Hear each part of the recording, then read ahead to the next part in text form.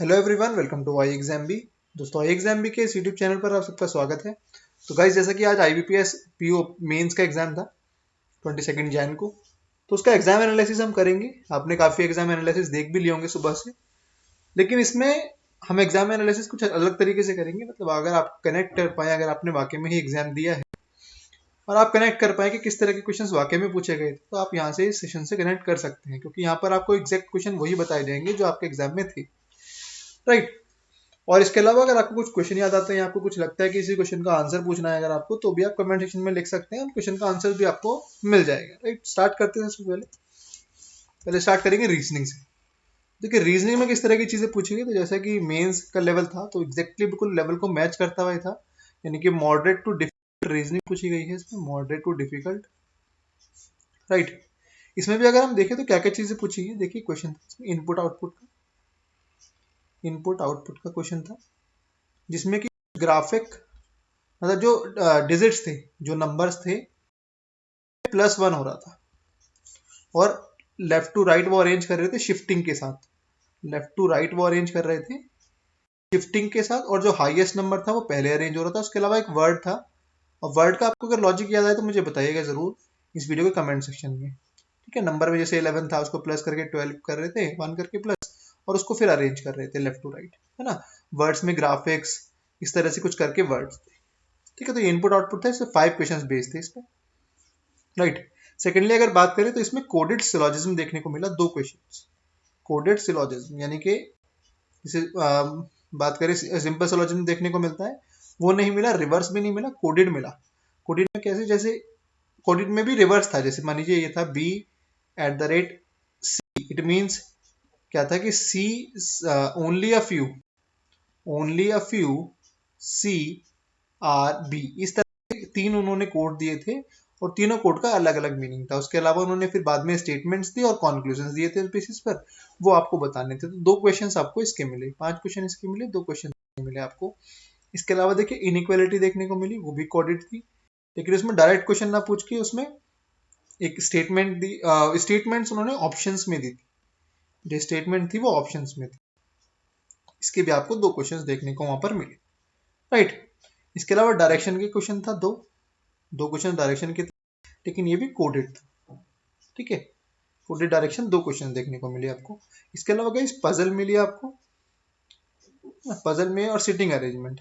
देखिए, अगर sitting arrangement की बात करें तो पहले तो सिटिंग अरेंजमेंट में आपको 7% थे, लीनियर रो थी, और सभी नॉर्थ फेसिंग थे। लेकिन इसमें क्या था, उनके एक्सपीरियंस के बेसिस पर उनको बताया था कि किसको कितने साल का एक्सपीरियंस है। तो आई गेस M का 22 इसमें आंसर था, और उस हिसाब से लास्ट में शायद 8 था, और इधर 12, इस तरह से कुछ ये अरेंजमेंट बन रहा था। अगर आप कनेक्ट कर पाए तो इसका करेक्ट आंसर आप बता दीजिएगा। इसी तरीके से था आपका भी या नहीं था, M का 22 आया था या नहीं आया था, ठीक है। और इसके अलावा बात करें, एक सिटिंग अरेंजमेंट था रेक्टेंगल के अंदर रेक्टेंगल, इस तरह से था। इसका भी मैं आपको एग्जैक्ट आंसर बता देता हूँ एक्चुअली क्या आया था इसका एग्जैक्ट। देखिए यहाँ पर EA, यहाँ पर था H, और यहाँ पर था C। अगर बाहर की बात करें तो ये था यहाँ पर B, फिर यहाँ पर F था। 2 गेट्स दिए थे कि इनर वाले में गेट है और आउटर वाले में गेट है, और उसके अकॉर्डिंग आपको बताना था। ये इसका एग्जैक्ट आंसर था, अगर आप मैच कर पा रहे हैं अपने आंसर से, ठीक है। आप थोड़ा सा भी कनेक्ट कर पाए अगर तो।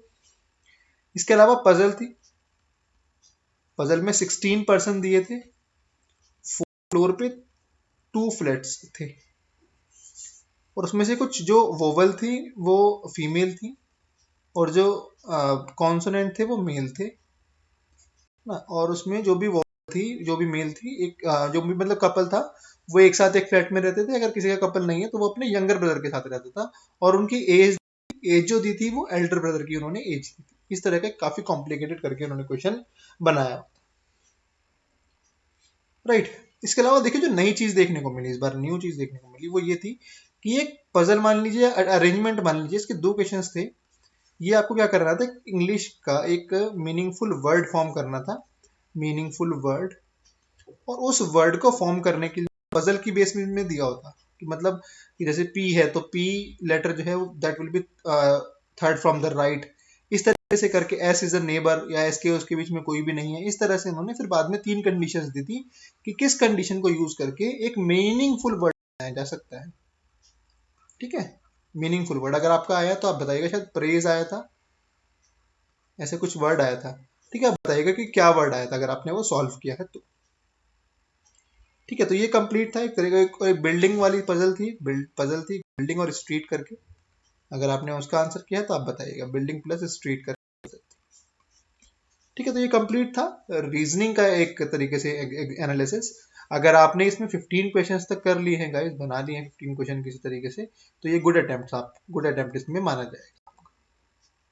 ठीक है, नेक्स्ट सेक्शन में बात करें। देखिए इंपॉर्टेंट सेक्शन जो रहा जी, काफी ज्यादा परेशान किया, बहुत ही कम क्वेश्चन ऐसे मिले जो डायरेक्टली पढ़े हुए थे, ज्यादातर सभी क्वेश्चन डेटा बेस्ड मिले, डेटा बेस्ड थे, और मेनली सभी क्वेश्चन जो थे वो दिसंबर न्यूज पर बेस्ड थे, और उसमें लिखा भी हुआ था, हर क्वेश्चन में ये लिखा भी हुआ था कि दिसंबर की एक न्यूज़पेपर रिपोर्ट के अकॉर्डिंग ये जो चीजें हैं ये इस तरह से हैं, और आपको उसके आंसर बताने थे अगर आपको ने सही से पढ़ाओ क्वेश्चंस को, तो सब में मोस्टली ये लिखा हुआ था। तो जो भी दिसंबर की न्यूज थी वो इंपॉर्टेंट थी। तो यहाँ पर ध्यान रखना है उन सभी को जो क्लरिकल एग्जाम 25 को जो क्लर्क का एग्जाम देने जा रहे हैं, कि ज्यादातर जो करंट मंथ है यानी कि जनवरी और दिसंबर, आप इस पे फोकस करें। हालांकि सितंबर का भी क्वेश्चन था, तो ये सब क्वेश्चन, ये सब आप ध्यान रखना जो भी क्लर्क का एग्जाम देने जा रहे हैं। ठीक है, मेनली जो पूछा जा रहा है वो नेक्स्ट लास्ट 2 मंथ से ही पूछा जाएगा। ठीक है, तो इसमें कुछ क्वेश्चंस देख लेते हैं जो डायरेक्ट क्वेश्चन थे। तो संजीव मेहता के बारे में पूछा था कि संजीव मेहता जो कि हिंदुस्तान यूनिलीवर के जो पहले चेयरमैन थे, उनको अभी किस चीज का चेयरमैन बनाया गया है? तो यहाँ पर आंसर इसका FICCI फिक्की था, इसका इनको चेयरमैन बनाया गया है। इसके अलावा पेटीएम पेमेंट बैंक ने किसके साथ पार्टनरशिप की है, किस रेमिटेंस कंपनी के साथ पार्टनरशिप की है? तो इसका आंसर होना चाहिए था मनीग्राम, इसका आंसर होना चाहिए था मनीग्राम। ठीक है, ये इसका आंसर होना चाहिए था। इसके अलावा RBI एक्ट के बेसिस पे एक क्वेश्चन था 30A, इसमें एक्ट था 31, तो इस एक्ट पे बेसिस कुछ इन्होंने पूछा था। ठीक है, इसके अलावा बात करें एग्जैक्ट क्वेश्चन की, तो देखिए हेल्थ इंडेक्स में, अब देखिए क्या होता है जनरली, हम जब कोई चीज पढ़ते हैं, कोई चीज याद करते हैं, तो टॉप या फिर सेकंड या फिर लास्ट वाला याद करते हैं। लेकिन उन्होंने पूछा कि स्टेट हेल्थ इंडेक्स में इनमें से कौन सा टॉप 5 में नहीं है, ये पूछा। तो वहां पे कर्नाटका हल किया, उसका आंसर था कर्नाटका ना, क्योंकि कर्नाटका उसमें नहीं था। तो इस तरीके से पूछा, और सेम में उन्होंने अटल की जो रैंकिंग थी, जो अटल यूनिवर्सिटी रैंकिंग थी, तो उसमें कुछ IITs के नाम दिए थे और पूछा था कि कौन सा IIT टॉप 5 में नहीं है। तो देखिए कितना लेवल एग्जाम का पहुंच चुका है हाई, टॉप 5 तक वो पूछ रहा है कि इसमें से कौन सा टॉप 5 में नहीं है। तो उसका आंसर था IIT खड़गपुर इसमें आंसर था उसका। ठीक है, इसके अलावा बात करें तो द द विंसी कोड है ना, द विंसी कोड इस तरीके से एक बुक थी, इसका इन्होंने आंसर पूछा था, तो उसका आंसर ब्राउन करके था कुछ, वो उसका आंसर था करेक्ट। ठीक है, सेकंड लार्जेस्ट POS आने वाला कौन सा बैंक बन गया है? तो उसका आंसर भी था, उस वो भी क्वेश्चन पूछा गया था। प्रलय मिसाइल की रेंज पूछी गई थी, तो प्रलय मिसाइल है उसकी रेंज कितनी है? तो इसका आंसर होना चाहिए था 150 to 500 किलोमीटर, ये इसकी रेंज थी। ठीक है, उसके अलावा 45,000 से 60,000 करोड़ का वो जो प्रोजेक्ट था सेमीकंडक्टर के लिए, उसको लगाने के लिए किस कंपनी ने अभी इंडिया में बोला है? तो वो वेदांता आंसर था उसका, वेदांता ने कहा है इसके लिए। ठीक है, फर्स्ट क्रेडिट रेटिंग एजेंसी कौन सी थी इंडिया की क्रेडिट रेटिंग एजेंसी? तो ये थी क्रिसल। ठीक है, क्रिसल। इंडियन बैंक जो कि 1949 में बना था, इस्टेब्लिश हुआ था इंडियन बैंक, उसका अभी कौन सा नंबर है, किस नंबर का वो बैंक है? तो इसमें बैठता है वो 5th, जैसे कि फर्स्ट SBI है, सेकंड PNB है, तो 5th नंबर पे उसका बैठता है, वो पूछा था।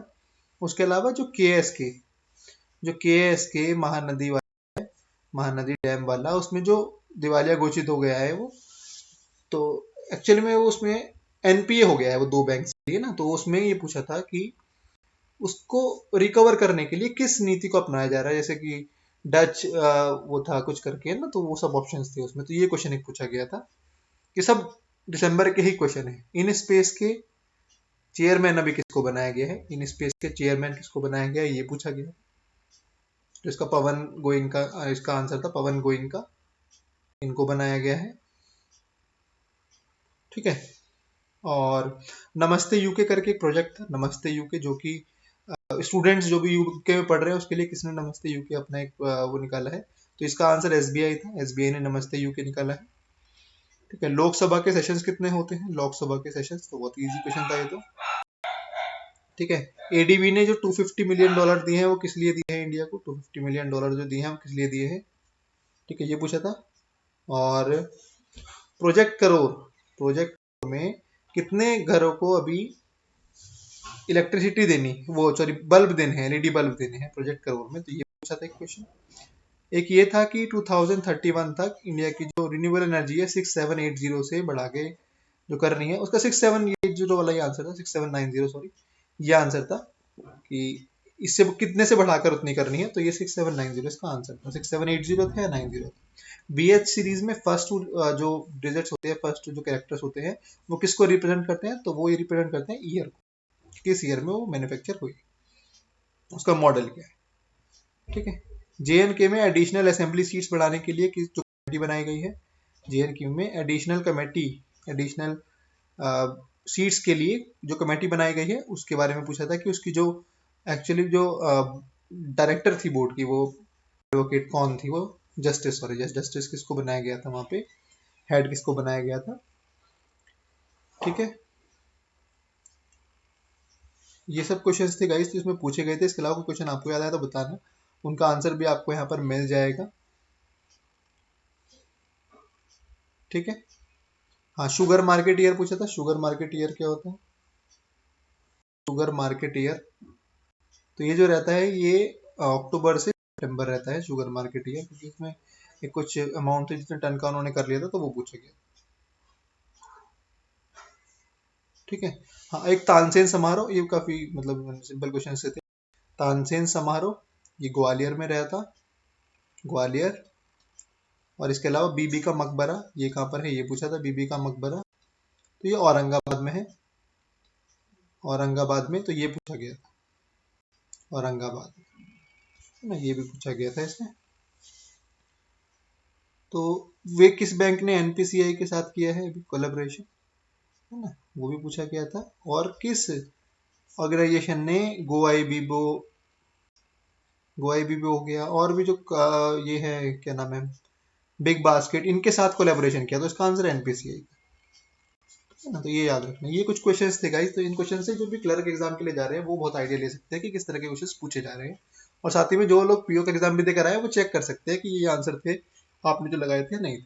ठीक है। नेक्स्ट बात करें, देखिए इंग्लिश लैंग्वेज की।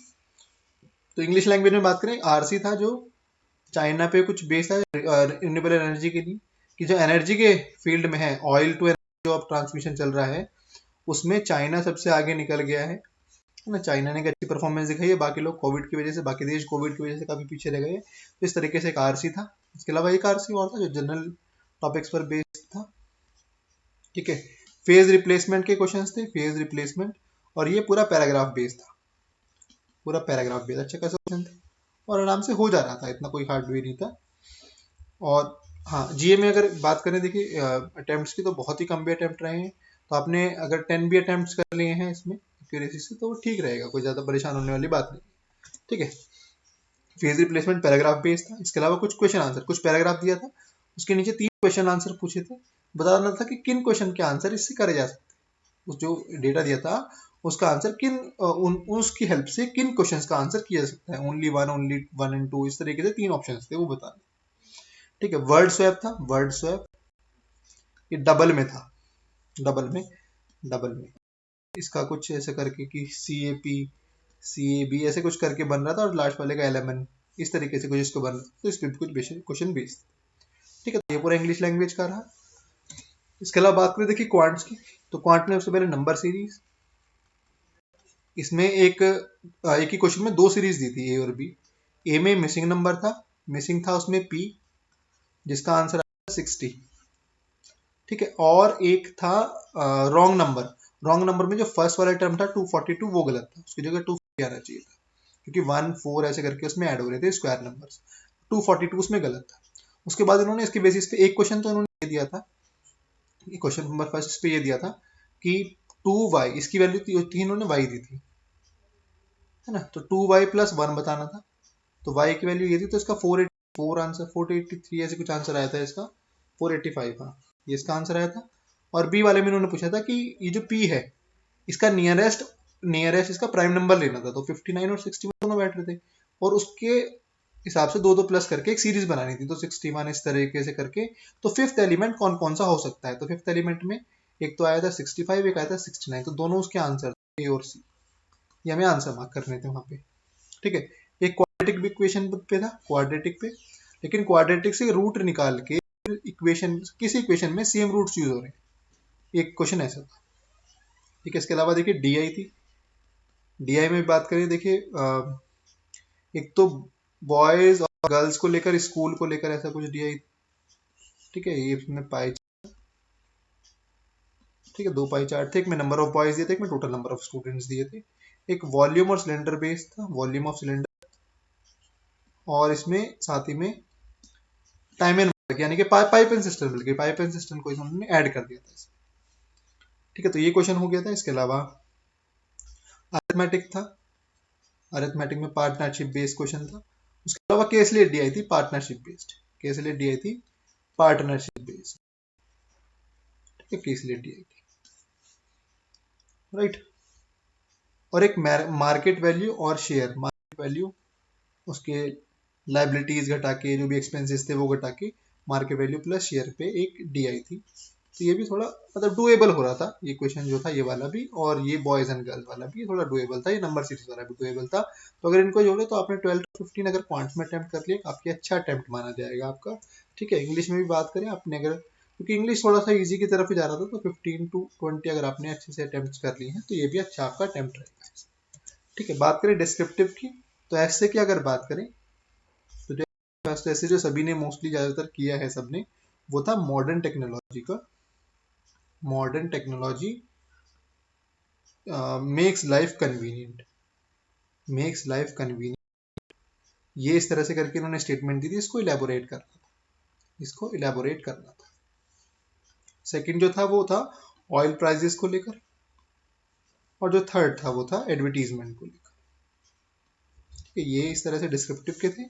और अगर लेटर की बात करें तो 3 लेटर थे, जिसमें कि फर्स्ट जो सभी ने कॉमनली किया होगा वो ये था कि अब बैंक मैनेजर को लेटर लिखना है, बैंक मैनेजर को, किस लिए, जो स्टेटमेंट है, जो अकाउंट स्टेटमेंट है उसके इशुएंस के लिए, ठीक है। सेकंड जो था वो था आपका कोई हिस्ट्री मूवमेंट, हिस्टोरिक मूवमेंट है, हिस्टोरिक मूवमेंट मोन्यूमेंट, उसके कुछ देख रखाव के लिए आपको एडिटर को लिखना था, ठीक है, एडिटर को लिखना था। और थर्ड था आपको विलेज के नियर बाय जो फॉरेस्ट एरिया है आपके, उसके रिगार्डिंग आपको लेटर लिखना, ठीक है।